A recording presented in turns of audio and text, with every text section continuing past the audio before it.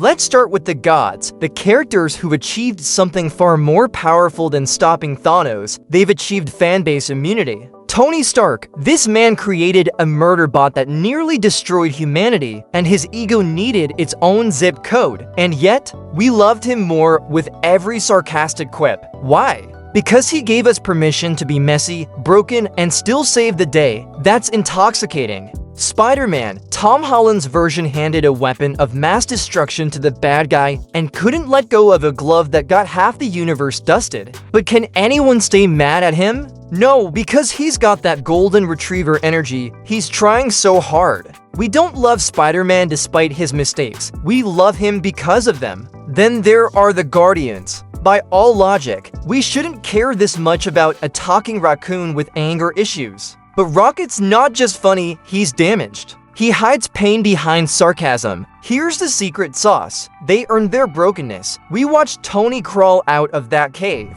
We saw Peter lose everyone. Their trauma has receipts. These characters don't just save the world, they make us feel less alone in our own mess.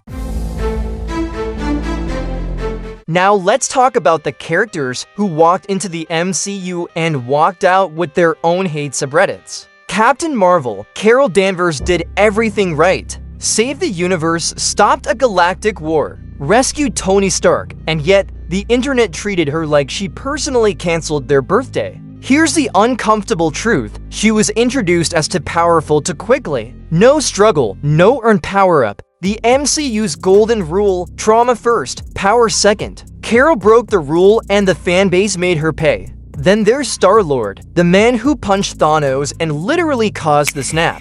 But here's the thing, we would have done the same thing. If someone murdered the person you love and their killer was right there, you're keeping your cool, please. And notice a pattern. Characters who aren't white men have to work 3 times as hard for half the love. Shang-Chi got called boring. Ms. Marvel was too young. Sometimes we hate characters for doing exactly what we claim we want. Wanda enslaved the town and half the fanbase said it, but she's sad though. John Walker killed one terrorist after watching his best friend die, and we wanted him executed.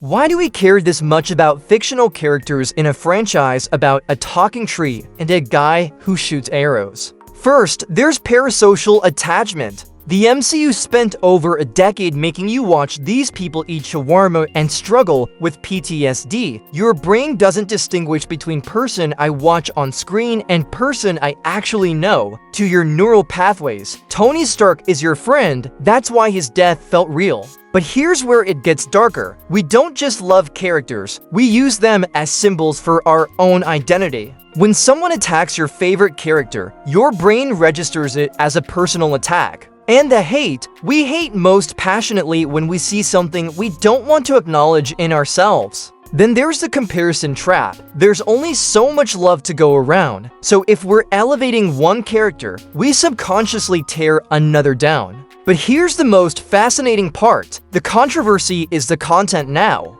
The discourse becomes more entertaining than the actual film. So here we are, and if you're feeling personally attacked right now, good. That means you're paying attention. Here's the truth. There are no objectively best or worst MCU characters. There's just us, our baggage, our biases. Tony Stark isn't actually better than Captain Marvel. We just related to his brokenness more than her confidence. Star-Lord isn't actually worse than Wanda. We just forgave her grief because we saw it coming. And that's not a bad thing. Stories are supposed to do this.